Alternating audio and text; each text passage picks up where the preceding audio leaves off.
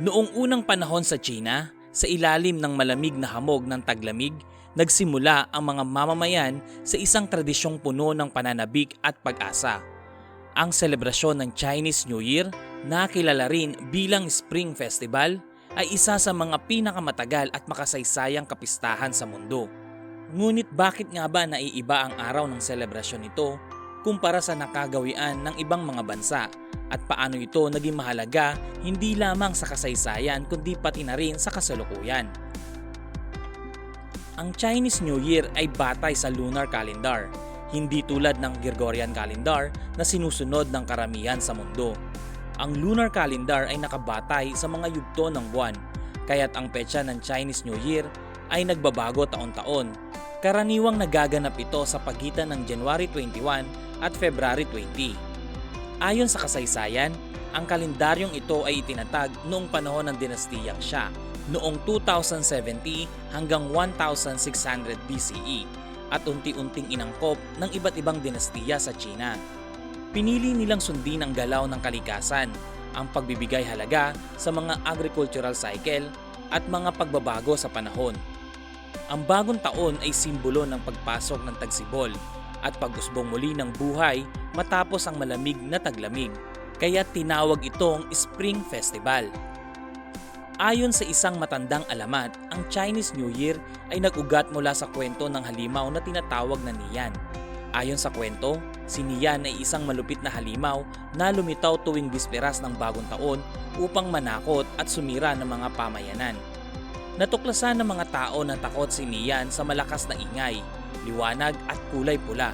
Kaya naman tuwing Chinese New Year, ang mga tao ay nagkakabit ng pulang dekorasyon, nagpapaputok at nagtatanghal ng mga malalakas na tunog upang itaboy si Nian. Sa kalaunan, ang kwento ni Nian ay naging simbolo ng pagtatapos ng kasamaan at pagsisimula ng bagong pag-asa. Ang Chinese New Year ay hindi lamang isang simpleng pagdiriwang, isa itong pagsasama-sama ng kultura, kasaysayan at tradisyon na naipapasa mula sa henerasyon. Ang bawat aspeto ng selebrasyon ay may malalim na kahulugan. Una, ang pagsisindi ng mga paputok.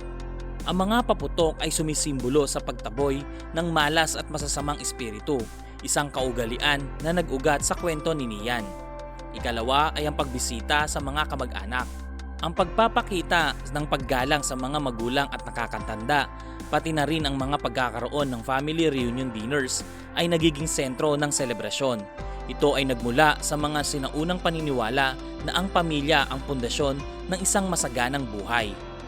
Ikatlo, ang paggamit ng pula at gintong kulay.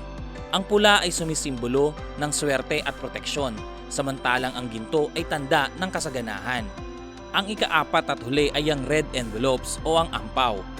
Ang pagbibigay ng pera sa mga pulang sobre ay nagmula sa paniniwalang ang kayamanan ay dapat ipasa upang patuloy na dumaloy ang biyaya sa pamilya at komunidad. Itinuturing ng lahat na ang Chinese New Year ay may dulot na tagumpay. Isang halimbawa ay ang mga taunang pagdiriwang sa Chinatown sa buong mundo, kung saan milyong-milyong turista ang bumibisita upang masaksihan ang lion dances, dragon parades at iba pang mga makukulay na aktibidad. Ang mga selebrasyong ito ay nagiging daan hindi lamang upang muling buhayin ang kultura, kundi upang makabuo ng koneksyon sa iba't ibang lahi. Nagpapakita rin ito ng pagkakaisa at pagtanggap sa bawat kultura. Ang Chinese New Year ay nagiging inspirasyon upang muling pag-isipan ang mga tradisyon na maaaring makatulong sa mental at emosyonal na kalusugan ng tao.